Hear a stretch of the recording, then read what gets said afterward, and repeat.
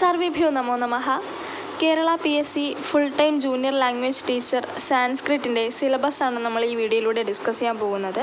100 മാർക്കിനാണ് നമ്മുടെ പരീക്ഷ. എല്ലാവർക്കും അറിയാമായിരിക്കുമല്ലോ.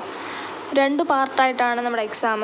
പാർട്ട് 1 എന്ന് പറയുന്നത് 20 മാർക്കിനും പാർട്ട് 2 80 മാർക്കിനും. പാർട്ട് 2 ആണ് നമ്മുടെ സബ്ജക്റ്റ് വരുന്നത്. അപ്പോൾ പാർട്ട് 1 എന്തൊക്കെയാണെന്ന് നമുക്ക് നോക്കാം. Part 1 renaissance in Kerala and freedom movement ആണ്. അതിനകത്ത് വരുന്നതാണ് towards a new society, introduction to English education, various missionary organisations and their functioning, founding of educational institutions, factories, printing press etcetera. വരുന്നതാണ് efforts to reform the society. അതിൽ 2 പാർട്ടാണുള്ളത്. A part എന്ന് പറയുന്നത് socio religious reform movements ആണ്. SNDP യോഗം, Nair service society, അങ്ങനെയുള്ള കുറച്ച് കാര്യങ്ങളാണ് കൊടുത്തിരിക്കുന്നത്. പിന്നെ ബി പാർട്ടിൽ struggles and social revolts, upper cloth revolts, Channar agitations, Vaikom Satyagraha, Guruvayur Satyagraha, അങ്ങനെ കുറച്ച് കാര്യങ്ങളും കൊടുത്തിട്ടുണ്ട്. പിന്നെ role of press in renaissance ആണ്. അതിനകത്ത് മലയാളി, സ്വദേശാഭിമാനി, മാതൃഭൂമി, കേരള കൗമുദി, അങ്ങനെ കുറച്ച് കാര്യങ്ങളുണ്ട്. പിന്നെ awakening through literature, novel, drama, poetry, നാടക പ്രസ്ഥാനം, ലൈബ്രറി മൂവ്മെൻറ്റ്, അങ്ങനെ കുറച്ച് കാര്യങ്ങൾ. പിന്നെ വിമൻ ആൻഡ് സോഷ്യൽ ചേഞ്ച്, അതിൽ പാർവതി നെന്മേനി മംഗലം, AV കുട്ടിമാളു അമ്മ, ലളിത പ്രഭു, അക്കാമ്മ ചെറിയാൻ, ലളിതാംബിക അന്തർജനം ആൻഡ് അതേഴ്സ്, അങ്ങനെ കുറേ പേരുടെ കാര്യങ്ങളുണ്ട്. പിന്നെ ലീഡേഴ്സ് ഓഫ് റെനൈസൻസ്, അതിൽ അയ്യങ്കാളി, ചട്ടമ്പി സ്വാമികൾ, ശ്രീനാരായണ ഗുരു, അങ്ങനെ കുറേ പേരുടെ ലിസ്റ്റ് താഴെ തന്നിട്ടുണ്ട്. പിന്നെ വരുന്നതാണ് ലിറ്റററി ഫിഗേഴ്സ്. അതിനകത്ത് കൊടുങ്ങല്ലൂർ കുഞ്ഞിക്കുട്ടൻ തമ്പുരാൻ, കേരളവർമ്മ വലിയകോയി തമ്പുരാൻ, കണ്ടത്തിൽ വർഗീസ് മാപ്പിള, കുമാരനാശാൻ, അങ്ങനെ കുറച്ച് പേരുടെ കാര്യങ്ങളും കൊടുത്തിട്ടുണ്ട്. അപ്പോൾ part 1 renaissance in Kerala and freedom movement എന്ന് പറയുന്നത് ഇത്രയാണ്. പിന്നെ വരുന്നത് general knowledge and current affairs ആണ്.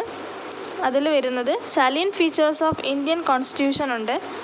പിന്നെ social welfare legislations and programmes, ഇവയാണ് GKയും കറണ്ട് അഫയേഴ്സും വരുന്നത്. അപ്പോൾ ഇത്രയും ചേരുമ്പോഴാണ് പാർട്ട് 1 ആകുന്നത്. അത് 20 മാർക്കിനാണ് ഇതിനകത്തുനിന്ന് ചോദിക്കുന്നത്. പാർട്ട് 2 80 മാർക്കിനാണ്. അത് നമ്മുടെ സബ്ജക്റ്റാണ് സംസ്കൃതം. അപ്പോൾ 8 മൊഡ്യൂളായിട്ടാണ് ഇവിടെ സിലബസ് കൊടുത്തിരിക്കുന്നത്. 1ാമത്തെ മൊഡ്യൂൾ ജ്യോതിഷയാണ്. ബൃഹജ്ജാതക ഓഫ് വരാഹമിഹിരയാണ് ചാപ്റ്റർ 1 and 2. മൊഡ്യൂൾ 2 ന്യായയാണ്. Tarkasangraha without Dipika, Nyaya Siddhanta Muktavali up to ശബ്ദകാണ്ഡം വരെയുള്ളത്. മൊഡ്യൂൾ 3 സാഹിത്യ, അതിൽ കാവ്യ ആൻഡ് നാടകയാണ്. കുമാരസംഭവ ഓഫ് കാളിദാസ, അതിൽ 5ാമത്തെ ചാപ്റ്ററാണ്. ബാലരാമായണ ഓഫ് അനന്തനാരായണ ശാസ്ത്രി, അതിൽ ബാലകാണ്ഡം, അയോധ്യാകാണ്ഡം. അഭിജ്ഞാന ശാകുന്തളം ഓഫ് കാളിദാസ. മൊഡ്യൂൾ 4 അതും സാഹിത്യം തന്നെയാണ്. വൃത്ത, അലങ്കാര ആൻഡ് പൊയറ്റിക്സ്. ഇതിൽ കുറച്ച് സെലക്റ്റഡ് ആയിട്ടുള്ള വൃത്തവും അലങ്കാരവുമാണ് കൊടുത്തിരിക്കുന്നത്. വൃത്താസ് അനുഷ്ടുപ്പ്, ഇന്ദ്രവജ്ര, ഉപേന്ദ്രവജ്ര, വംശസ്ഥ, വസന്തതിലക, മാലിനി, മന്ദാക്രാന്ത, ശാർദൂല, വിക്രീഡിത, ശ്രഗ്ധര ആൻഡ് ആര്യ. അലങ്കാരാസ് ഉപമ, രൂപക, ഉത്പ്രേക്ഷ, അതിശയോക്തി, സമാസോക്തി, ദീപിക, അപ്രസ്തുത പ്രശംസ, അർത്ഥാന്തരന്യാസ, പ്രതീപ, അനന്വയ, അനുപ്രാസ ആൻഡ് യമക.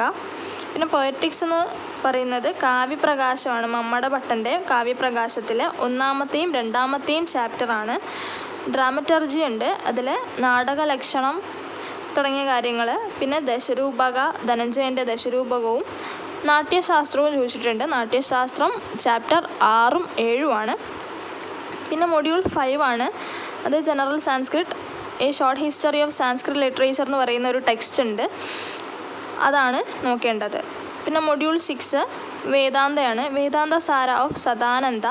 പിന്നെ ഭഗവത്ഗീതയിലെ 1ാമത്തെയും 2ാമത്തെയും ചാപ്റ്റർ. മൊഡ്യൂൾ 7 വ്യാകരണമാണ്. സജ്ഞ ആൻഡ് സന്ധി, അത് റെഫർ ചെയ്യേണ്ട ടെക്സ്റ്റ് ലഘുസിദ്ധാന്ത കൗമുദിയാണ്. മൊഡ്യൂൾ 8ഉം വ്യാകരണം തന്നെയാണ്. കാരകവും സമാസവും, അതും അതേ ടെക്സ്റ്റ് തന്നെയാണ് റെഫർ ചെയ്യേണ്ടത്. അപ്പോൾ ഇതാണ് നമ്മുടെ PSCയുടെ സിലബസ്. ഇപ്പോഴേ സ്റ്റഡി മെറ്റീരിയൽസ് എല്ലാം കളക്ട് ചെയ്യുക, പഠിച്ചു തുടങ്ങുക. എപ്പോഴാണ് PSC വിളിക്കുന്നതെന്ന് പറയാൻ പറ്റത്തില്ല. സോ നമുക്ക് ഇപ്പോഴേ പഠിക്കാൻ ഒരുപാട് ടൈമുണ്ട്. അപ്പോൾ അന്നന്ന് കുറച്ച് കാര്യങ്ങൾ നോട്ട് പ്രിപ്പയർ ചെയ്ത് തന്നെ പഠിക്കണം.